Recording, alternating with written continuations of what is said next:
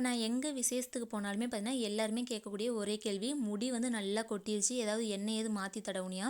எந்த அளவுக்கு அந்த காலேஜ் ஸ்கூல்லாம் படிக்கும்போது நல்லா முடி அடர்த்தியாக இருந்தது, இப்போ ரொம்ப வந்து ஒல்லியாயிடுச்சு அப்படின்னு தான் சொல்லி வந்து கேட்பாங்க. நான் ஸ்கூல் காலேஜ் படிக்கும்போது பார்த்தீங்கன்னா நாங்கள் ஹாஸ்டலில் படித்தோம். அப்போ வந்து ரெகுலராக அந்த பெரிய நெல்லிக்காய் மரத்தில் கீழே நிறையா வந்து நெல்லிக்காய் வந்து கொட்டியிருக்குங்க.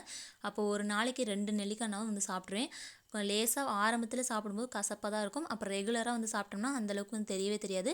அந்த நெல்லிக்காய் வந்து சாப்பிட்றதுனால சுத்தமாக வந்து முடி வந்து கொட்டவே கொட்டாதுங்க. நல்லா வந்து க்ரோத் ஆகும்.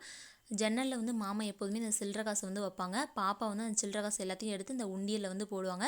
இன்றைக்கி வந்து தம்பிக்கு வந்து சொல்லி கொடுத்துருந்தாங்க. இந்த பழைய காயின் 5 ரூபா காயின் அவனால் உண்டியலில் வந்து போடவே முடியலங்க.